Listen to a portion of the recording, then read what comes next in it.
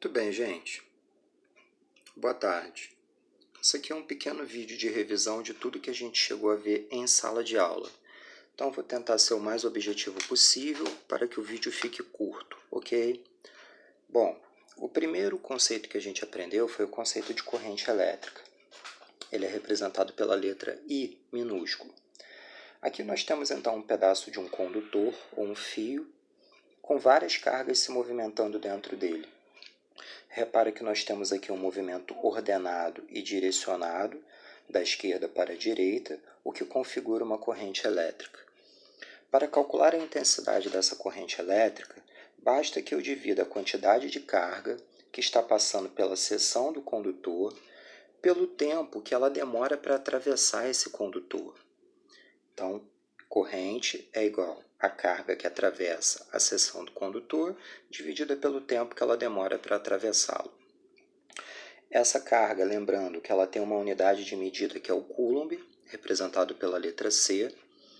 O tempo será medido em segundos, portanto a unidade de corrente elétrica é o coulomb por segundo, que nada mais é do que o ampere, representado pela letra A maiúscula.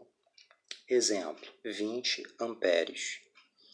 Eu tenho aqui dois submúltiplos do ampere, um é o miliampere, representado por 1 mA, que nada mais é do que 1 vezes 10 elevado a menos 3 amperes. E abaixo eu tenho o microampere, que é igual a micro A, que é igual a 1 vezes 10 a menos 6 amperes. A primeira observação que eu faço após isso é de que a carga elétrica ela é uma propriedade da natureza. A carga do elétron é 1,6 vezes 10 a menos 19 coulombs e a carga do próton ela tem o mesmo valor numérico. O que diferencia as duas nada mais é do que o sinal. A do elétron é negativa e a do próton é positiva. Esse valor de carga aqui, turma, nada mais é do que a gente chama de carga elétrica elementar, representado por Q minúsculo.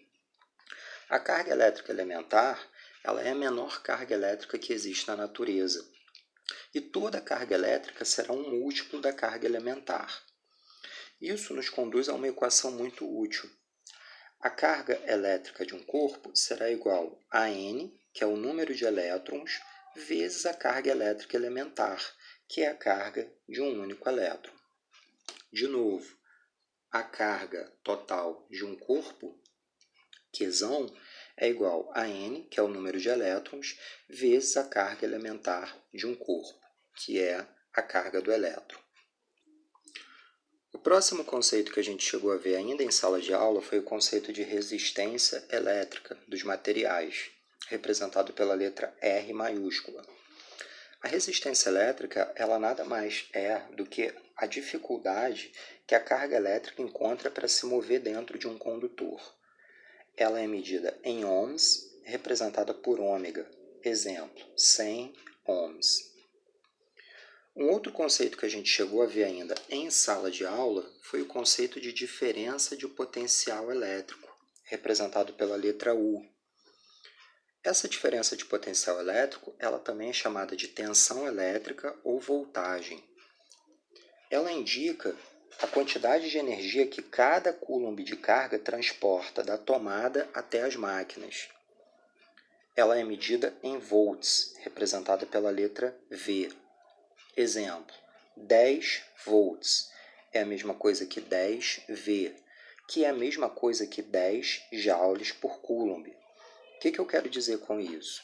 Que se você tem uma voltagem de 10 volts, significa que cada coulomb de carga que sai daquela fonte está transportando até uma máquina 10 joules de energia, ok? Joule, como a gente ainda não conhece, ela é uma unidade de medida de energia do Sistema Internacional de Unidades, tá certo? Bom, após isso, a gente chegou a ver ainda em sala de aula como a gente relacionava a tensão elétrica, a resistência elétrica e a corrente. Isso foi feito através da primeira lei de Ohm, ok? Bom, o que é um resistor ôhmico? Um resistor ôhmico, galera, é aquele resistor que ele vai manter o valor de resistência elétrica dele constante no decorrer do tempo. Em outras palavras, é um resistor que obedece à primeira lei de Ohm.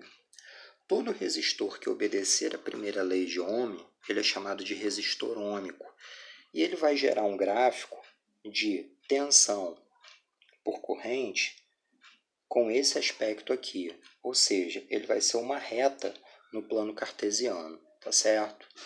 Repare que essa reta ela forma um ângulo com o eixo das correntes, que é o ângulo θ. Na matemática, a gente diz que a inclinação dessa reta aqui ela é chamada de coeficiente angular. E o coeficiente angular ele é igual à tangente do ângulo formado entre a reta e o eixo horizontal. Isso é matemática. Agora vamos para a física. Se eu quiser calcular qual é o valor da resistência elétrica deste condutor aqui, é simples.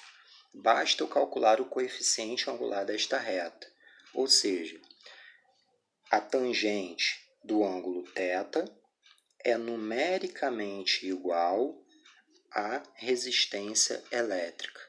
De novo, a tangente do ângulo θ é numericamente igual à resistência elétrica. Em outras palavras, se eu pegar a tangente desse ângulo, nós sabemos que a tangente é o cateto oposto dividido pelo cateto adjacente.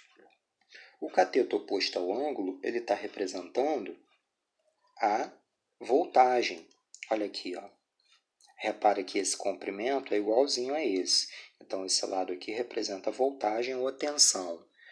O cateto adjacente é esse comprimento aqui, ó, e ele está representando quem? Um pedaço do eixo da corrente. Então, ele representa a corrente. Então, se eu pegar a tangente de θ, a matemática me diz que a tangente é o cateto oposto, que nesse caso é U, dividido pelo cateto adjacente, que nesse caso é I.